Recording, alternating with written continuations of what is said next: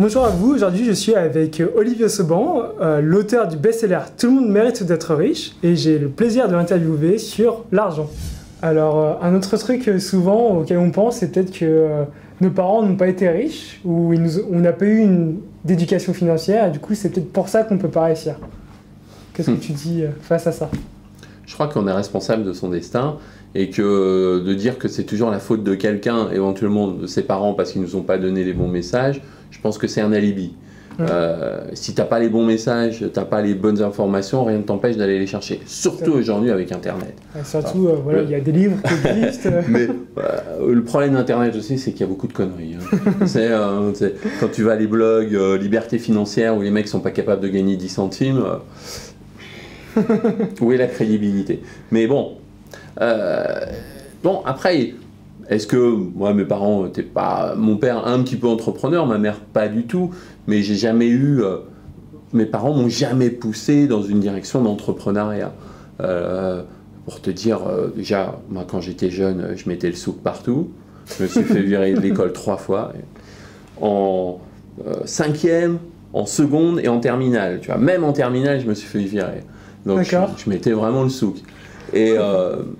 c'est pas pour ça que ça m'a empêché de réussir, mais bon, l'école m'ennuyait. Mais donc, comme je mettais tellement le bordel, mon père, il voulait me recaser comme réparateur de télé à l'époque, ou pompiste. Et en fait, il voulait se recaser là où il savait que tu pourrais potentiellement... Non, il voulait se débarrasser de moi parce que je foutais trop la merde. C'est aussi simple que ça, faut pas chercher plus loin que ça.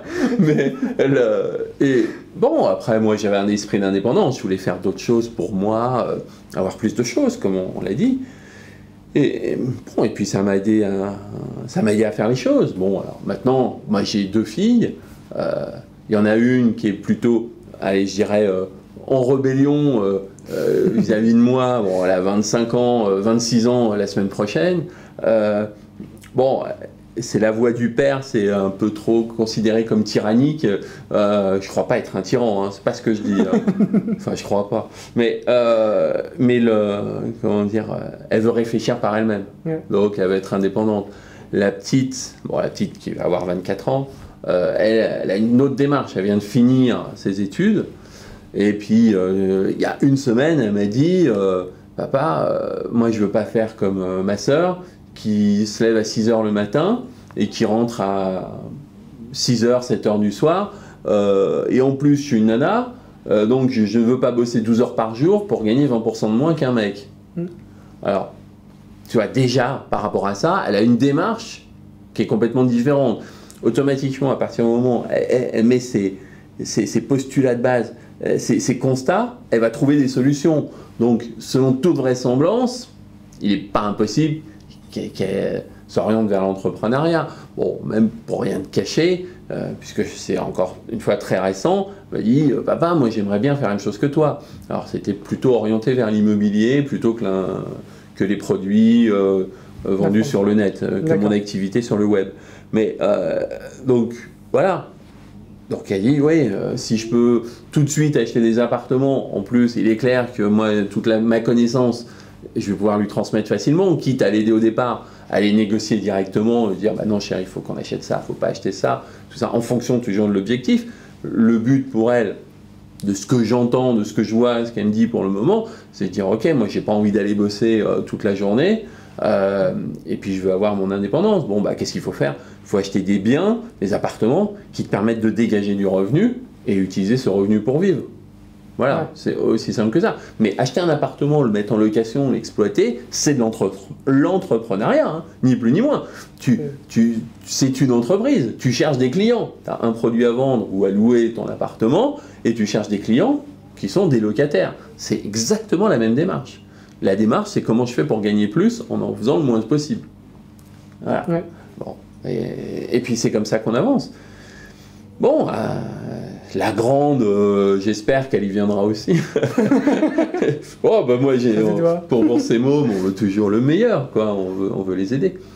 Bon, ça fait partie du jeu. Bon, elle doit vivre sa vie. Hein. Moi, je peux pas non plus lui dire tu vas faire ça. Hein. Je vais me faire envoyer balader. Et je gêne pas déjà pour le faire.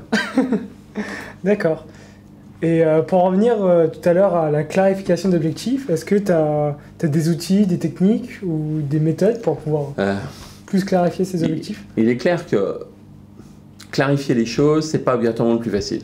Déterminer son objectif, c'est pas obligatoirement le plus facile. Ouais. Alors il est clair que, si je reprends le cas de ma fille, quand elle me disait « Non papa, j'ai pas envie de partir 12 heures par jour pour être payé 20% de moins qu'un mec », déjà il y a un objectif qui commence à se dessiner, parce qu'elle sait qu'elle doit se payer son logement et manger, toujours les mêmes besoins primaires. Donc c'est comment elle va faire pour gagner cet argent. Oui. Alors c'est pas toujours facile, mais déjà il y a une chose pour déterminer un objectif, c'est de dire qu'est-ce que tu veux pas. Oui. C'est ce qu'on a dit là à l'instant. Mais à partir du moment où tu sais ce que tu veux pas, bah déjà tu commences à prendre... Tu sais que tu vas pas dans la mauvaise direction. Tu as plus de chances d'arriver dans la bonne direction. Et puis après, bah, ça se dessine au fur et à mesure. Ça prend des formes qui sont un peu plus claires, plus matérialisées.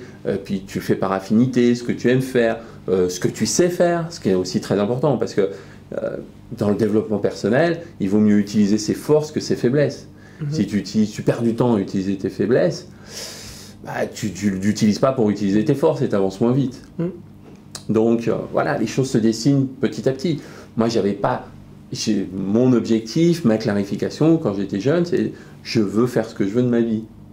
Bon, savoir que j'allais bosser dans l'informatique, que j'allais être marchand de biens, c'est-à-dire professionnel de l'immobilier par la suite, que j'allais vendre mon savoir, ce que je fais maintenant, honnêtement, je ne pouvais pas le savoir avant. Mais au moins, ce que je voulais, je l'ai eu. C'est-à-dire que je voulais avoir un maximum de liberté. D'accord. Du coup, au début, c'est déjà savoir à peu près ce qu'on ne veut pas. Ouais. Ça va te permettre d'avoir un semblant de forme. Ça t'évite de prendre les mauvaises directions. Oui.